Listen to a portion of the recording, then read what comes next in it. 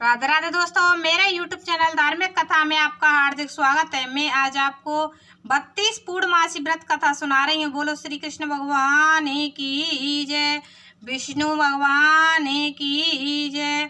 द्वापर युग में एक समय की बात है कि यशोदा जी ने कृष्ण से कहा, हे कृष्ण, तुम सारे संसार के उत्पन्न करता, पोषण तथा उसके संहार करता हो। आज कोई ऐसा व्रत मुझसे कहो जिसके करने से मृत्युलोक में स्त्रियों को विधवा होने का भय न रहे तथा यह व्रत सभी मनुष्यों की मनोकामना पूर्ण करने वाला हो। तब श्री कृष्ण कहने लगे, हे माता, तुमने अति सुंदर प्रश्न किया है। मैं तुमसे ऐसे ही व्रत को सविस्तार कहता हूँ। सौभाग्य की प्राप्ति के लिए स्त्रियों को त्रिशतम या अर्थात 32 पूर्णमासियों का व्रत करना चाहिए। इस व्रत को करने से स्त्रियों को सौभाग्य संपत्ति मिलती है। यह व्रत अचल सौभाग्य देने वाला है और भगवान शंकर के प्रति मनुष्य मात्र की भक्ति को बढ़ाने वाला है। यशोदा जी कहने लगी, हे कृष्ण, सर्वप्रथम इस व्रत को मृत्युलोक में किसने किया था, इसके विषय विस्तार पूर्वक मुझसे कहो। श्री कृष्ण जी कहने लगे कि इस भूमंडल पर एक अत्यंत प्रसिद्ध राजा चंद्रहास से पालित अनेक प्रकार के रत्नों से परिपूर्ण कार्तिक नाम की एक नगरी थी। वहां धनेश्वर नाम का एक ब्राह्मण था और उसकी स्त्री अति सुशील रूपवती स्त्री थी। दोनों ही उस नगरी में बड़े प्रेम के साथ निवास करते थे। घर में धन धान्य आदि की कोई कमी नहीं थी। उनको एक बड़ा दुख था, उनके यहाँ कोई संतान नहीं थी। इस दुख से वे अत्यंत दुखी रहा करते थे। एक समय एक योगी नगरी में आया था। वह योगी उस ब्राह्मण के घर को छोड़ करके सभी के घर से भिक्षा लाकर भोजन किया करता था। रूपवती से वह भिक्षा नहीं लेता था। उस योग ने रूपवती से भिक्षा लेकर और अन्य दूसरे घर से भिक्षा लेकर के भिक्षा के अन्य को गंगा के किनारे जाकर के बड़े प्रेम से खा रहा था। तब ही धनेश्वर ने योगी को ऐसा करते हुए देख लिया था। अपनी भिक्षा के अनादर से दुखी होकर के धनेश्वर योगी से कहता है कि अरे महात्माओं, हे महात्मन, आप सभी घरों से भिक्षा लेते हैं लेकिन मेरे घर की भिक्षा कभी नहीं लेते, इसका कारण क्या है? तब योगी ने कहा कि निसंतान के घर से भिक्षा पतितों के अन्न के समान हो जाती है और जो पतितों का अन्न खाता है वह भी पतित यानी पापी हो जाता है। क्योंकि तुम निसंतान हो, तुम्हारे यहाँ कोई संतान नहीं है, अतः पतित हो जाने के भय से तुम्हारे घर की भिक्षा नहीं लेता हूँ। धनेश्वर यह बात सुन करके अपने मन में बड़ा दुखी हुआ और हाथ जोड़ करके योगी के पैरों पर गिर पड़ा तथा आतुर भाव से कहने लगा, हे महाराज, ऐसा है तो आप मुझे कोई पुत्र प्राप्ति का उपाय बताइए। आप सब कुछ जानने वाले हैं, आप मुझ पर अवश्य कृपा करें। धन की मेरे यहाँ कोई कमी नहीं है, लेकिन पुत्र यानी संतान न होने के कारण बहुत दुखी हो गया हूँ। मेरे इस दुख का हरण कर लीजिए, आप सामर्थ्यवान हैं। तब योगी जी ने यह सुनकर कहने लगी कि हे ब्राह्मण, तुम चंडी देवी की आराधना करो। तब ब्राह्मण घर आकर अपनी पत्नी को पूरी वृतांत कहकर स्वयं वन में चला गया। वहां पर उसने चंडी की उपासना की और उपवास भी किया। चंडी ने 16वें दिन उसको स्वप्न में दर्शन दिया और कहा, हे धनेश्वर, जा तेरे यहाँ पुत्र होगा, लेकिन उसकी 16 वर्ष की आयु में मृत्यु हो जाएगी। यदि तुम दोनों ही स्त्री पुरुष 32 पूर्णमासियों का व्रत श्रद्धा पूर्वक और विधि पूर्वक करेंगे तो वह दीर्घायु हो जाएगा। जितनी तुम्हारी सामर्थ्य हो उतने आटे के दिए बनाकर शिवजी का पूजन करना, लेकिन पूर्णमासी को 32 हो जाने चाहिए। और प्रातःकाल इस स्थान के समीप एक आम का वृक्ष दिखाई देगा, तुम उस पर चढ़कर फल तोड़कर शीघ्र अपने घर चले जाना और अपनी स्त्री को सारा वृतांत बताना। और ऋतु स्नान करने के बाद वह स्वच्छ होकर के और शंकर जी का ध्यान करके फल को खा लेगी। तब भगवान शंकर की कृपा से गर्भ ठहर जाएगा। जब ब्राह्मण प्रातःकाल उठा तो उसने उस स्थान के पास एक आम का वृक्ष देखा जिस पर बहुत सुंदर आम का फल लग रहा था। तब उस ब्राह्मण ने आम के पेड़ पर चढ़कर फल को तोड़ने का प्रयत्न किया और असफल रहा। तब उसने भगवान गणेश की वंदना करने लगा। इस प्रकार भगवान गणेश जी की प्रार्थना करने पर उनकी कृपा से धनेश्वर ने आम का फल तोड़ लिया और अपनी स्त्री को लाकर दे दिया। धनेश्वर की स्त्री कहने लगी, स्त्री कहे अनुसार फल को खा लिया और वह गर्भवती हो गई। देवी जी की असीम कृपा से एक पुत्र की प्राप्ति हुई थी। उन्होंने उसका नाम देवीदास रखा। बालक अपने पिता के घर में बढ़ने लगा। भवानी कृपा से वह बालक बढ़ने में बहुत ही होशियार था। दुर्गा जी के आज्ञा अनुसार उसकी माता ने 32 पूर्णमासी व्रत रखना शुरू कर दिया था, जिससे बालक दीर्घायु वाला हो जाए। 16वां साल लगते ही देवीदास के पिता को बहुत ही चिंता हो गई थी, कहीं उनके पुत्र की मृत्यु इस साल नहीं हो जाए। इसीलिए उन्होंने मन में विचार किया कि यह दुर्घटना उनके सामने हो गई तो वे कैसे सहन कर पाएंगे। तो उन्होंने देवीदास के मामा को बुलवाया और उन्होंने कहा कि देवीदास 1 वर्ष के लिए काशी में जाकर विद्या का अध्ययन करे और उसको अकेला भी नहीं छोड़ना चाहिए, इसीलिए साथ में तुम चले जाओ और 1 वर्ष के बाद उसको वापस लौटा के ले आओ।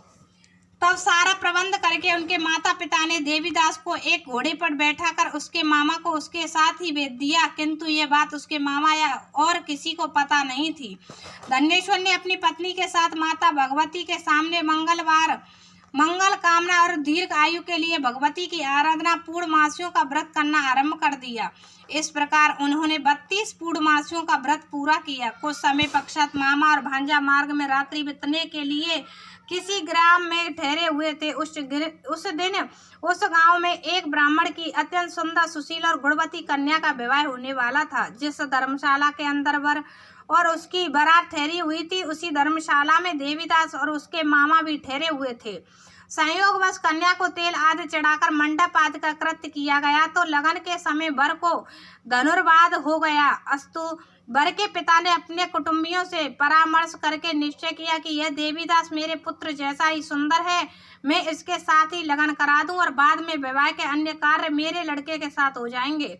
ऐसा सोचकर देवीदास के मामा से जाकर बोला कि तुम थोड़ी देर के लिए अपने भांजे को हमें दे दो, जिससे विवाह के लगन का सब कृत्य सुचारू रूप से हो सके। तब उसका मामा कहने लगा कि जो कुछ भी मधु पर्क आदि कन्यादान के समय वर को मिले वह सब हमें दे दिया जाए तो मेरा भांजा इस बारात का दूल्हा बन जाएगा। यह बात वर के पिता ने स्वीकार कर ली और उसने अपना भांजा वर बनने को भेज दिया और उसके साथ सब विवाह कार्य रात्रि में विधि पूर्वक संपन्न हो गया।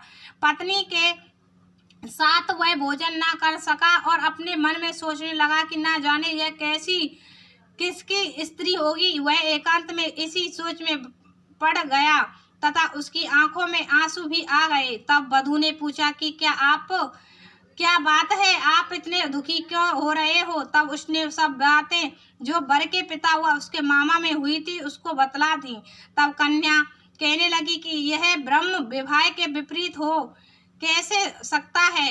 देव, ब्राह्मण और अग्नि के सामने मैंने आपको ही अपना पति बनाया है, इसीलिए आप ही मेरे पति हैं। मैं आपकी ही पत्नी रहूंगी, किसी अन्य की कदापि नहीं। तब देवीदास ने कहा, ऐसा मत करिए,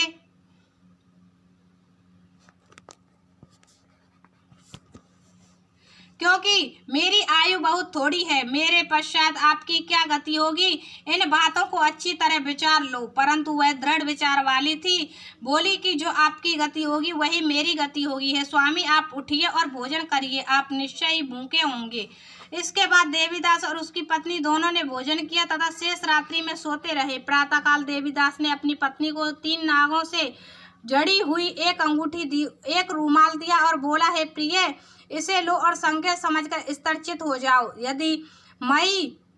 यदि मैं जीवित रहा तो अवश्य वापस आऊंगा, अन्यथा समझ लेना मेरी मृत्यु हो गई है। यह समझकर वह चला गया। प्रातःकाल होते ही वहां पर गाजे बाजे बजने लगे और जिस समय विवाह के कार्य समाप्त करने के लिए वर तथा सब बाराती मंडप में आए तो कन्या ने वर को भली प्रकार से देखकर अपने पिता से कहा कि यह मेरा पति नहीं है, मेरा पति वही है जिसके साथ रात्रि में मेरा पाणी ग्रहण हुआ था, इसके साथ मेरा विवाह नहीं हुआ है। यदि यह वही है तो बताए कि मैंने इसको क्या दिया। मधुपर्क और कन्यादान के समय जो मैंने भूषण आदि दिए थे उन्हें दिखाए तथा रात में मैंने क्या गुप्त बातें कही थी वह सब सुनाए। पिता ने उसके कथानुसार वर को बुलवाया। कन्या की यह सब बातें सुनकर वह कहने लगा कि मैं कुछ नहीं जानता। इसके पश्चात लज्जित होकर वह चला गया और सारी बारात भी अपमानित होकर वहां से लौट गई। इस प्रकार देवीदास काशी चला गया। जब कुछ समय बीत गया तो काल से प्रेरित होकर एक सर्प रात्रि के समय उसको डसने के लिए वहां पर आया, परंतु व्रत के प्रभाव से उसको काट ना पाया, क्योंकि पहले ही उसकी माता ने 32 पूर्णमासी का व्रत कर रखा था। इसके बाद मध्य माह के समय स्वयं काल वहां पर आया और उसके शरीर से उसके प्राणों को निकालने का प्रयत्न करने लगा, जिससे वह मूर्छित होकर पृथ्वी पर गिर पड़ा। भगवान की कृपा से उसी समय पार्वती जी के साथ श्री शंकर जी वहां पर आ गए। उसको मूर्छित दशा में देखकर पार्वती जी ने भगवान शंकर से प्रार्थना की, हे महाराज, इस बालक की माता ने पहले ही 32 पूर्णमासी का व्रत किया था, जिसके प्रभाव से इसका मृत्यु दोष कट गया।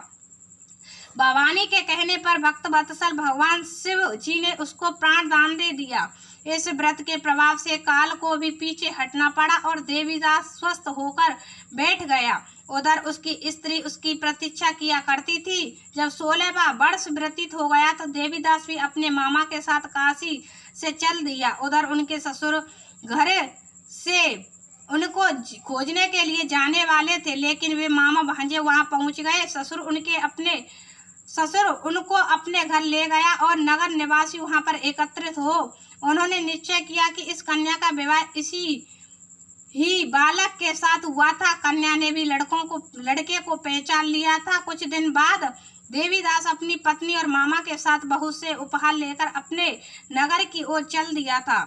जब वह गांव के निकट आ गया तो वहां के लोगों ने उसे देखकर उसके माता पिता को पहले ही खबर दे दी, तुम्हारा पुत्र देवीदास अपनी पत्नी और मामा के साथ आ रहा है। ऐसा सुनकर उसके माता पिता बहुत ही खुश हुए थे। पुत्र वधू की आने की खुशी में धन्येश्वर ने बहुत बड़ा उत्सव मनाया। श्री कृष्ण जी कहने लगे कि इस प्रकार धन्येश्वर 32 पूर्णमासियों के व्रत के प्रभाव से पुत्रवान हो गया। जो भी स्त्री इस व्रत को करती है वे जन्मांतर के वैधव्य का दुख नहीं भोगती हैं और सदैव सौभाग्यवती रहती हैं। यह मेरा वचन है, इसमें कोई संदेह नहीं है। यह व्रत पुत्र पौत्रों को देने वाला तथा संपूर्ण मनोकामना को पूर्ण करने वाला है। 32 पूर्णमासियों के व्रत करने से व्रती की सब इच्छाएं भगवान शिव जी की कृपा से पूर्ण हो जाती हैं। तो पूर्णमासी व्रत कथा हुई समाप्त।